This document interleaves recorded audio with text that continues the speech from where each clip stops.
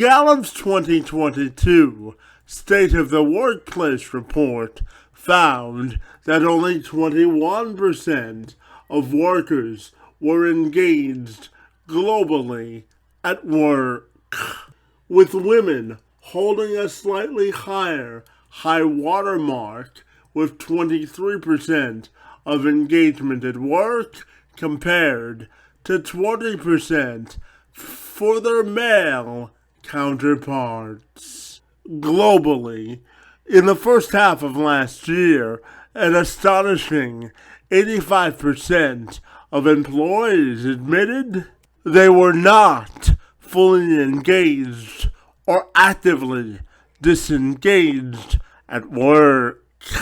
For Jocelyne Morin Nurse, she is fully committed to ensuring she's a leader which embraces people-centric leadership.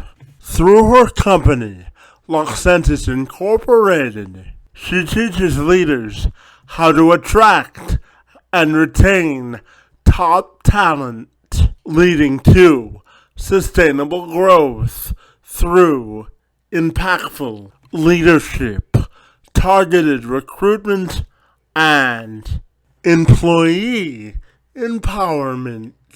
She stopped by the program this week to have a conversation about people-centric leadership, running a business both efficiently and effectively, what it takes to be a great leader that everyone wants to follow, and so much more.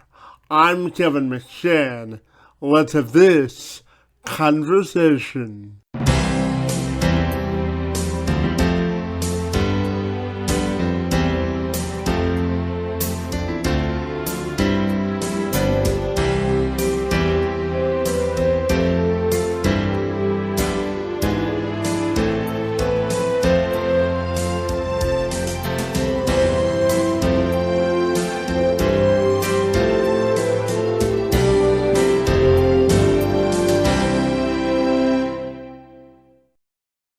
If you're ready, I'll take a moment to welcome you to the program, and I'm super excited to dive into a conversation about personal leadership and growth this afternoon. Great to be with you today, and it's great to see you, and thanks for a few minutes.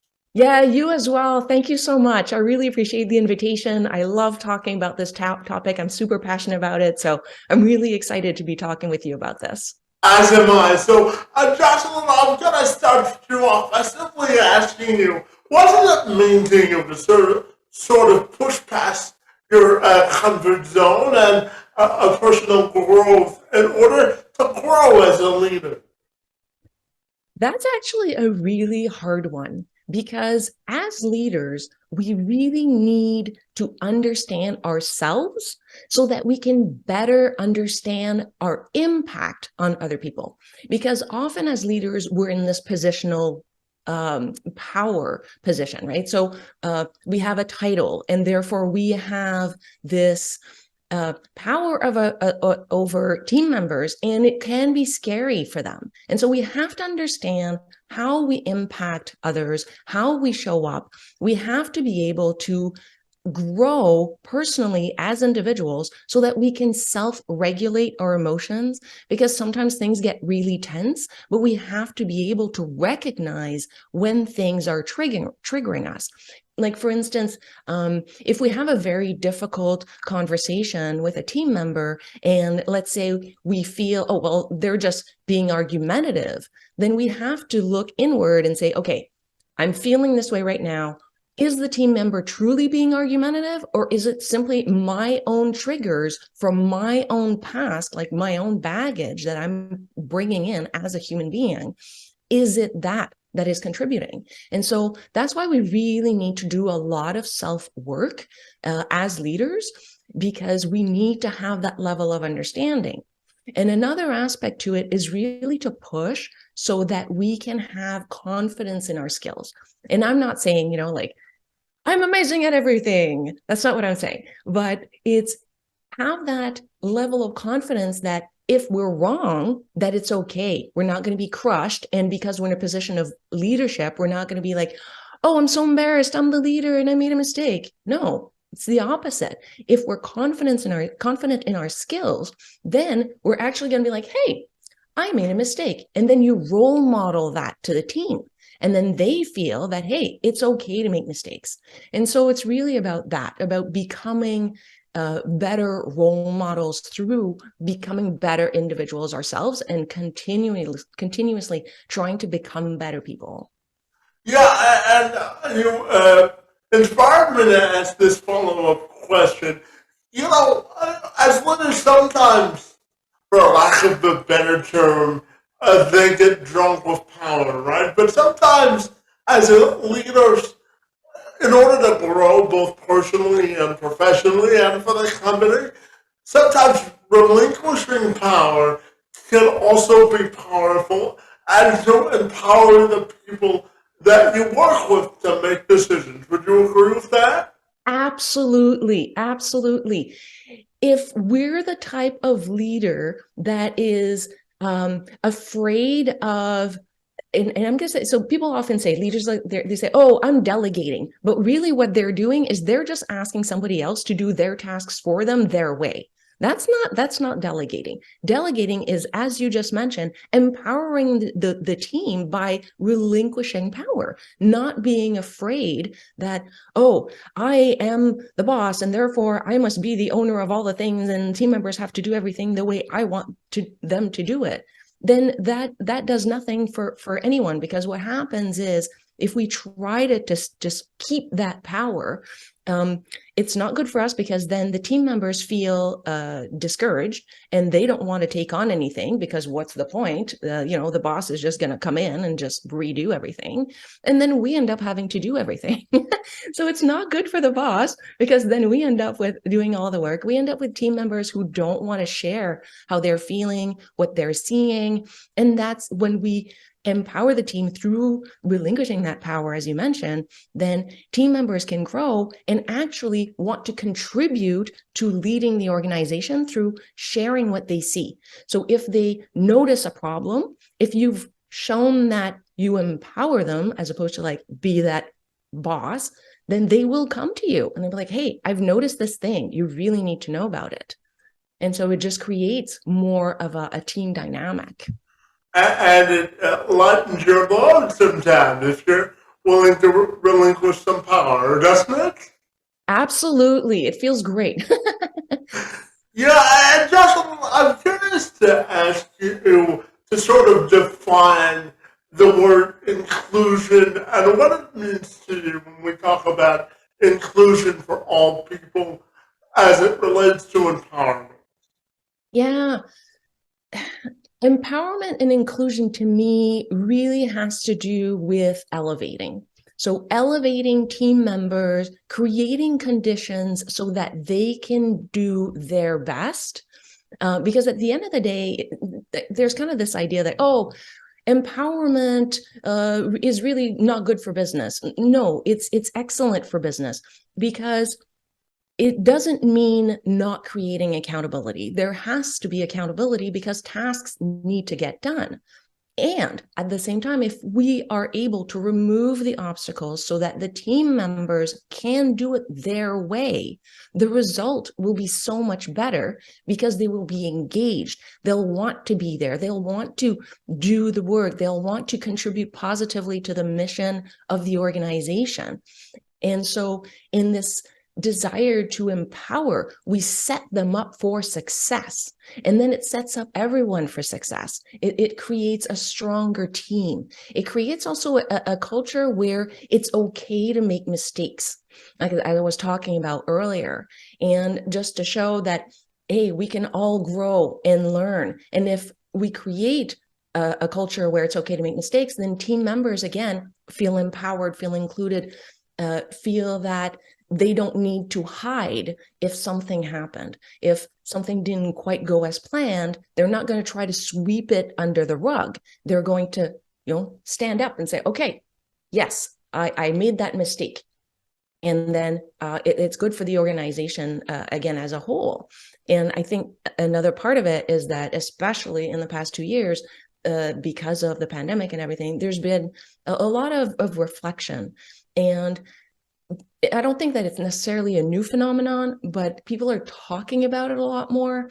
And that's this idea that everybody wants to show up as their entire human beings at work, and they want to show up as their authentic selves. There's kind of been this blend between work and life that has happened, and that has caused people to reevaluate what's important to them, and therefore they just want to be who they are. They don't want to show up at work as, okay, even though my life is super difficult right now, I'm going to put on a smile and do my job because that's what I'm supposed to do. No, they're going to show up and go, I'm not doing okay today. And as leaders, then we want to be like, hey, no, I understand. How can I best support you? Yeah, absolutely. And Jocelyn, they tell me that you've been called the architect of success. What a wonderful title to add to a resume, huh? It is. And, and because they tell me that you possess an impressive understanding about business. So tell me, why do you think you've received that sort of moniker, and what does it mean to you? Yeah, it's not because I'm that special. It's not, I wish it's because, yes, I'm amazing. That's not why. I think the real reason behind it is because I really, truly want to help. I want to elevate. I genuinely care. I care about the team members. I care about an organization. I care about putting the effort into learning. And so when I'm working with, let's say, experts, I was working very, very close, and still am very, very closely with an accounting team. Well, I ask a lot of questions. I don't come in saying, okay, let's say the profit and loss statement right now is looking a little scary, so I think we should say, hey, let's talk about this. I'm seeing this. Are you seeing the same thing? And I try to get a lot of perspectives to make sure that I'm not just rationalizing when I'm trying to fix these things, and make sure that I cover the spots that I don't see, the things that I don't see, the things that I'm not aware of. So I think it's a lot of just being highly, highly collaborative, and looking for the experts to share with me what they see, looking to the team members for ideas. So I think it's just a lot more that, not being afraid of being wrong, not looking to blame other people if I did something, and just also applying the lessons learned. If something didn't go well, then I'm going to be like, all right, so this didn't go well. What can we learn from it? How can we prevent this from happening again? And yeah, just not being afraid to ask a lot of questions. I'm also very, very practical. I'm very, very implementational. I'm, okay, this doesn't work. I'm not afraid to jump in. I'm definitely that leader that, okay, right now I need to be in strategy. Whoops, there's an issue right there in operations. Boom, I'll zoom in and go and help. And I'm there with everyone. So I think that's a lot of why it's like that. And I think, also in success, like what is success? I think that it's reaching and exceeding goals. Clearly, we have to both have an organization that's profitable and at the same time be generous, an organization that's supportive and at the same time accountable. So, Yeah, absolutely. And, Jocelyn, I'll just share just a quick anecdote about myself. So I used to work for the Ontario Chamber of Commerce, and one of the taglines that I'll always remember from that position was, we achieve more if we collaborate. So I'm wondering your thoughts on the power of collaboration and how essential that is to success. I love that. I love that saying.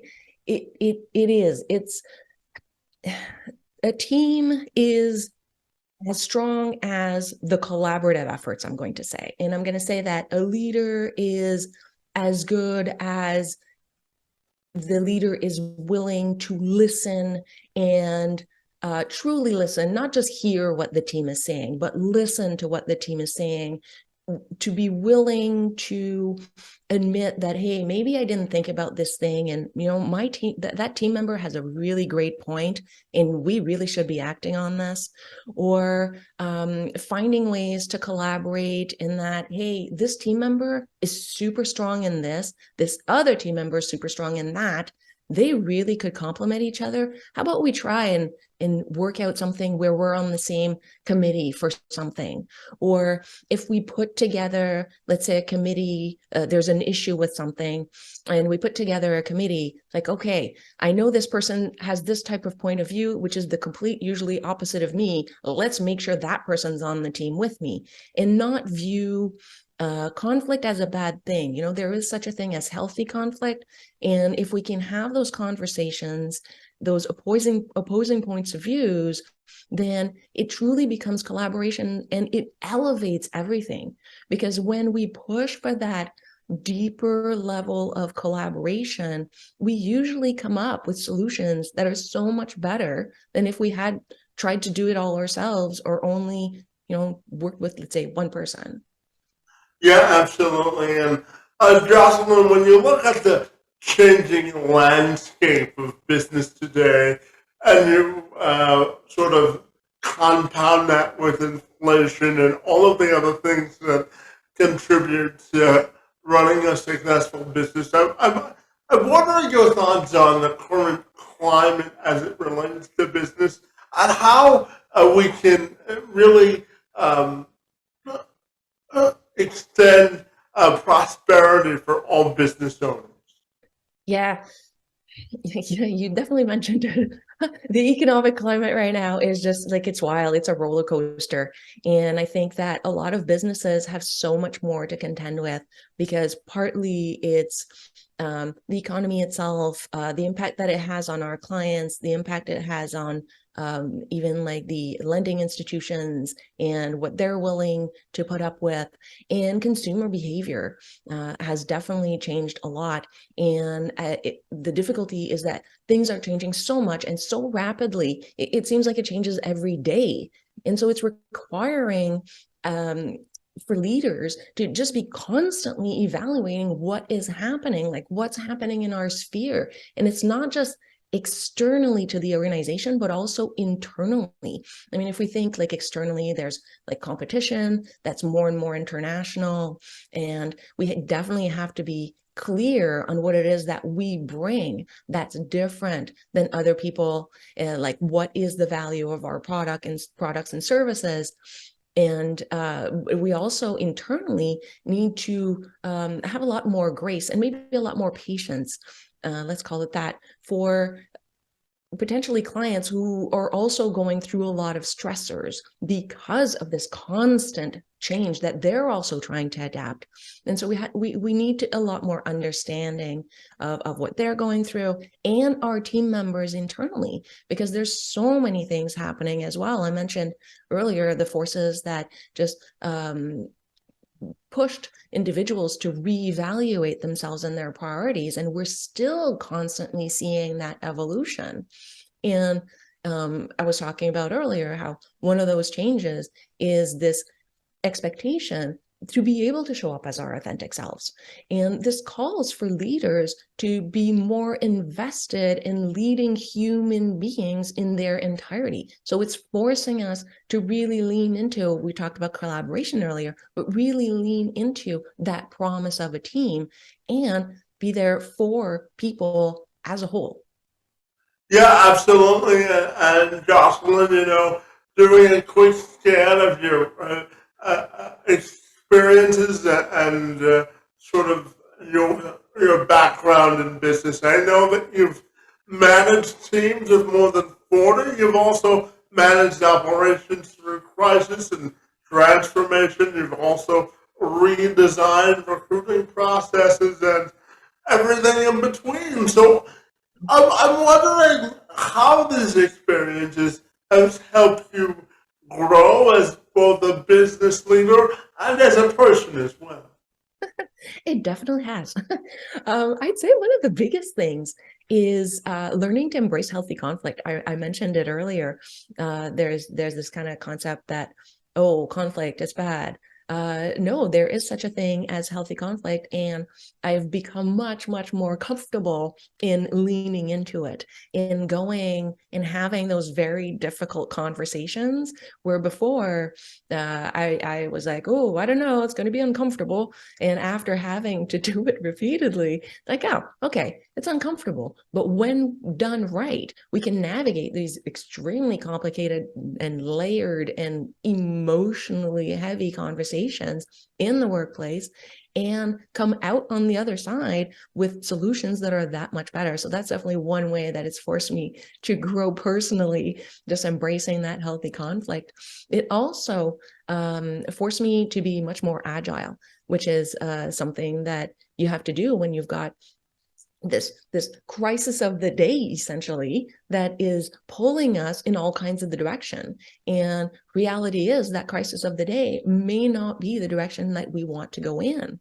So we have to stay very, very clear on what is our mission, our vision, so that we stay on track and we don't get distracted by that immediate requirement for our attention. And so that means consistently reviewing, or not say reviewing consistently, but having in mind what our priorities are. You know, when we broke down, okay, what's the kind of the long-term vision? What's our 10-year plan?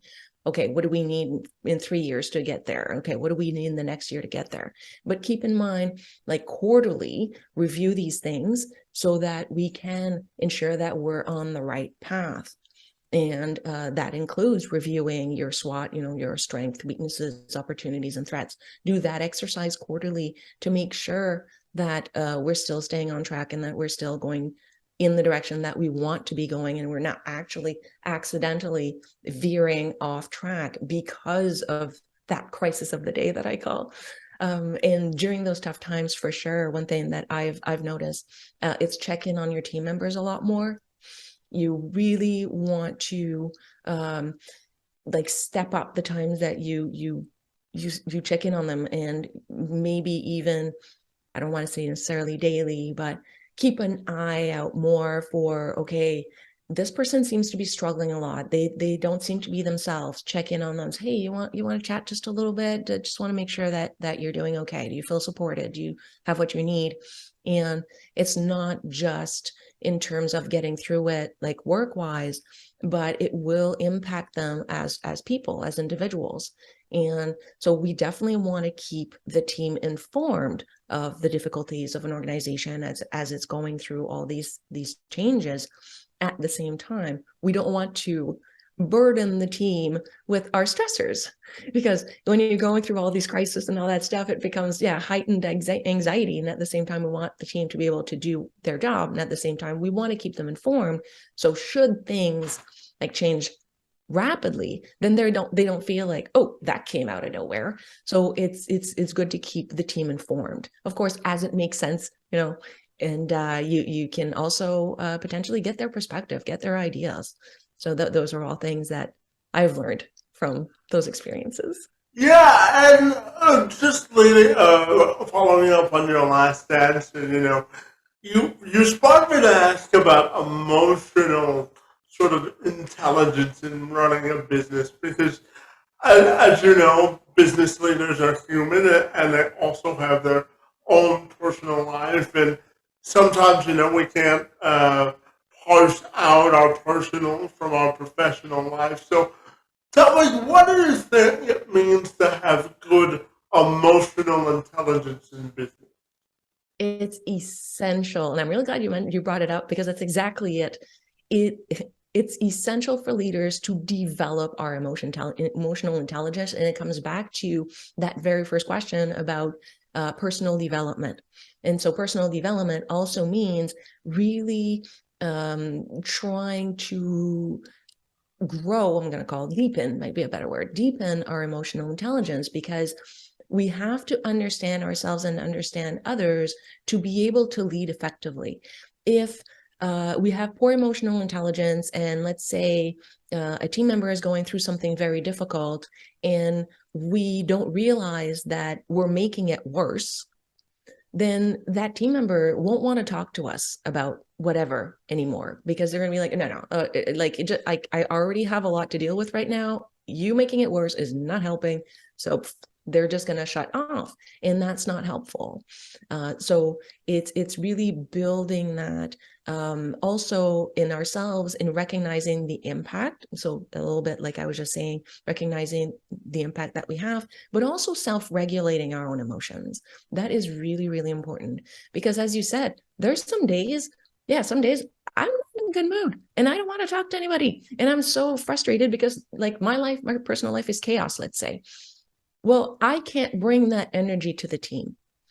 I have to recognize, okay, and I'm not saying like faking, going, hi, everything is wonderful. No, not at all. The team's going to pick up on something's off. But at the same time, I don't want to unload on the team, because that's not good for anyone. So having the emotional intelligence to say, okay, the team needs me today. And let's say there's a meeting and I'm leading the meeting. The team needs me to bring, I hesitate to say positive energy, because then it makes it sound like I'm not being authentic, but to bring authentic energy, but measured authentic energy. So let's say I'm having a bad day. I may just say, yeah, I'm not feeling myself today. Things are a little rough.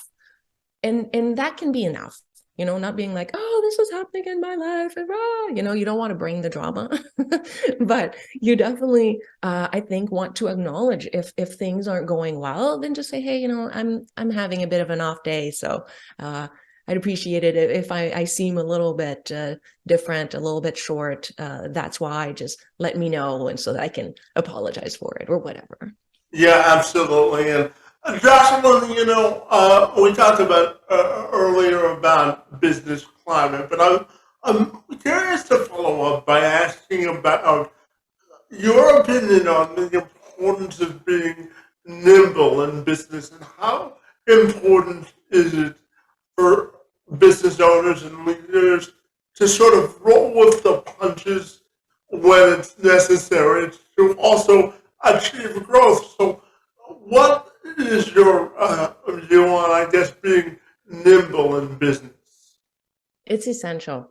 And it comes back to, we want to be adaptable, but we also want to be focused, because it comes back to that concept that I mentioned earlier, the crisis of the day. You don't want to lead that way, because again, you may end up in a situation where you're working very hard, but you're working very hard in the wrong direction. And so you have to be nimble, because there's always going to be something, whether it's a team member that's leaving, whether it's a client that isn't getting the results they want, whether it's even technical problems, the internet isn't working or whatever, clients later with their payments or something.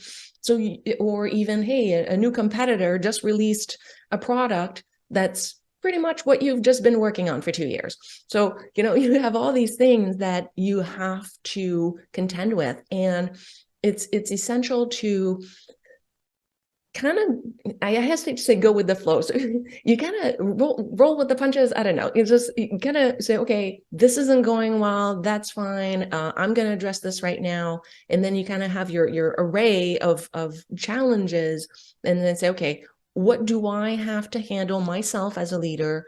What can be handled by someone else on the team? What is truly essential? I think a lot of it has to do with evaluating the impact of whatever situation. Is it an impact that's really big and it's going to potentially sink the company? Okay, yeah, you definitely want to be addressing that one right now. Or if it's something that, okay, it's irksome, but we can deal with it because right now we need to focus on this other thing. So for sure, like being nimble, like we have our goals, we want to move in the direction of our goals, but at the same time, it may mean adapting along the way.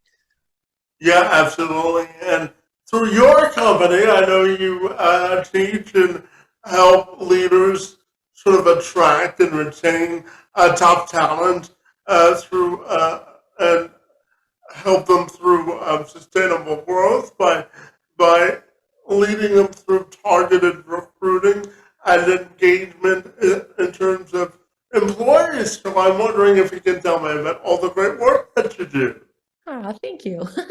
I do. As you probably guessed by now, I'm really, really big on people-centric leadership.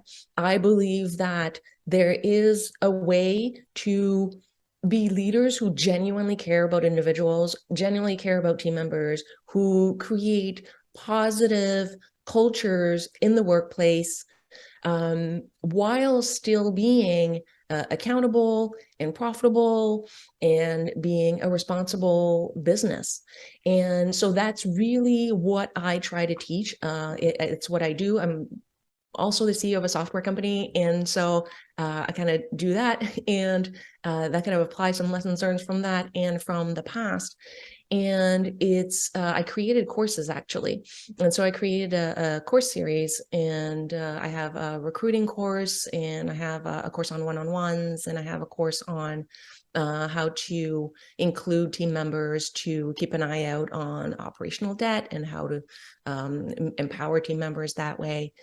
And it's really they're all implementation based, because even myself as a leader, I'm busy. So if I'm going to be taking a course, it has to be something that will help me achieve a goal. And so what I do is I make sure that I teach using templates and guides and draft emails and stuff like that, so that if you're taking this, I will teach you how to be a better leader, be a people-centric leader, how to attract people who will be most likely to be successful in your organization. Because let's face it, every organization is different, and therefore the perfect quote unquote employee for one organization is not necessarily the perfect employee for the other organization. So how do you ensure that you attract the person who will be successful and most likely to be successful in your organization? So how do you do that? And so I teach that. And I'm actually working on a course. I talked earlier about embracing healthy conflict, and that's my latest one that I'm working on. It's a talk that I give. And yeah, and I have a guide. So I have a guide for the top 5 reasons businesses struggle to attract and retain top talent and what to do about it. And actually, at the end of that, there's a special bundle offer on my courses. Jocelyn, no one will ever accuse you of not being ambitious, right? You. Oh I yeah. should take that well. No, no, but positively ambitious. yeah, of course, of course, of course. And Jocelyn, you were talking about retaining top talent. I'm going to share just a little bit about myself. So I was born with what's called spastic quadriplegia cerebral palsy. Simply means that I don't have enough oxygen in my legs to walk normally. And one of my passions outside of hosting this podcast is helping businesses recruit and maintain individuals with disabilities who want to work. And October happens to be National Disability Employment Awareness Month. So tell me about your thoughts on the importance of the month, and how do you think we can infuse more folks with disabilities into the workforce? I think it all starts with leaders needing to educate themselves. I think that a lot of leaders out there are operating with information that is either incorrect, or it's like, oh, this label, oh, a person with this label necessarily can do these things and can't do these things. Like, no, every individual is different, and leaders need to educate themselves. And I think that's the absolute first step. And I know that personally, there's somebody in my life that I care very deeply about, and I'm going to keep it super anonymized to not get anyone in trouble. But this person was applying for a job, something that they've done in the past, and they have special needs, but they're absolutely 100% capable of doing the job that they applied for, and they've done it in the past. The hiring manager was concerned because the person that's very dear to me disclosed what they have. And immediately the hiring manager didn't tell them to their face. Like, they found out through somebody who works there who overheard the hiring manager comment about it, and immediately applied a label and immediately assumed, oh, it must mean this. And it's totally doesn't apply to this person that's very dear to me. And it made me so mad. And so that's what I mean when I say leaders need to educate themselves. And there's actually a really great resource, the Office of Disability Employment Policy in U.S. Department of Labor. They created a powerful series of public service announcements. And so they have this campaign for disability employment that's called What Can You Do? And so each PSA actually showcases a different ability, let's say, and they all include a discussion plan. And so it's really there so that we can review all these things, educate ourselves, and then have conversations with our teams so that they too, once they become leaders, or maybe they won't become leaders, but at least team members elsewhere, that they can too be advocates and be better educated. And so if we all kind of make that effort to learn, then I think as a whole, we'll just be much better and we'll be able to better understand. And that kind of situation will hopefully happen a lot less. Yeah, absolutely. Jocelyne, I used to work for the Ontario Chamber of Commerce on a project called the Discoverability Network. It's the province's new online job matching portal for individuals with disabilities and employers to get connected. And the tagline for the project was seize the opportunity to advance your business. And I always tell employers when I talk to them that folks with disabilities are really an untapped part of our labor market. Would you agree with that? Absolutely. Absolutely. I'm coming back to my personal example of this person that's very dear to me. This person wants to work, like just really wants to work. And then just because somebody who's not educated enough and just assumes that, oh, because you have this label, necessarily you won't be able to do this, then they're deprived of doing something that they'd be really great at and have done successfully in the past. And so I absolutely agree that there are many people out there that like definitely would be amazing assets. And the other thing, I keep talking about perspective, right? Earlier, I was talking about how I'm always looking to understand, okay, did I not see this thing? Do we have perspectives? As leaders, the more perspectives we have, the better it is because the better solutions we can come up with. And people with different life experiences bring different perspectives because life has been different and therefore they view things differently. Their personal filters are different and therefore they can be tremendous assets to making sure that, yeah, we've thought of many more aspects to whatever problem it is we're trying to solve. Yeah, and they can come up with solutions sometimes faster than their non-disabled counterparts, right? Absolutely.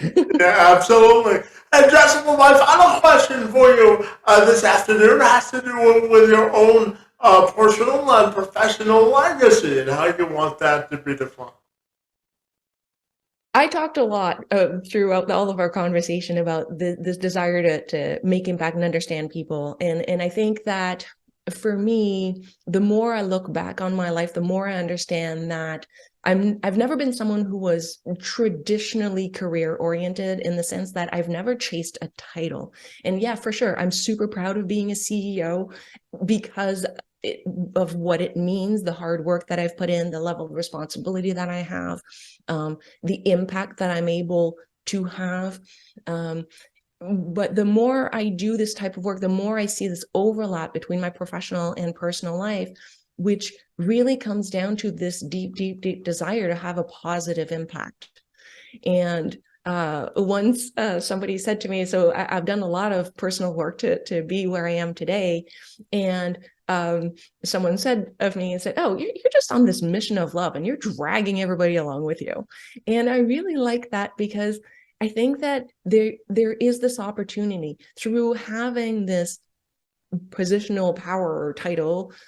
I am in a position to impact individuals and clients and businesses in a way that I haven't before. And I think that's where the personal and the professional lives really come together. It's really wanting to, I believe super strongly in that ripple effect that, let's say, as a leader, I'm going to treat a team member with more care and kindness and grace, and hopefully then they in turn will, let's say, go home and have a little bit more patience and kindness and grace, maybe with their partner, with their potential children, with their a parent, or even maybe with a stranger who's having a bad day and kind of lashed out at them. Maybe they're going to extend a little bit of grace because they received a little bit of grace that day. And so I really believe that if we start behaving that way and trying to add positivity to the world, that it can have that ripple effect and we'll all be better for it. And so that's kind of what I want to do and implement. And you know, again, when in my own life, when I've struggled to see a path forward, I was provided with grace and understanding and kindness. And now I kind of feel that it's up to me to be that person as well. Yeah, absolutely. And Jocelyne, finally, tell me, if people want to get connected with you, what's the best way they can do that? They can find me all kinds of places. So I'm on LinkedIn under Jocelyne Morin Nurse. I have my business site, which is luxentus.com, which is LOXENTUS.com. And I also have a personal YouTube channel under Jocelyne Morin Nurse.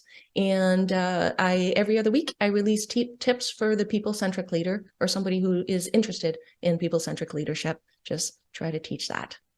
Fantastic. Well, Jocelyne and I certainly enjoyed our conversation about people-centric leadership, business engagement, and everything in between. My friend, I want to thank you for your tremendous work in the space and for joining me this afternoon. It's most appreciated.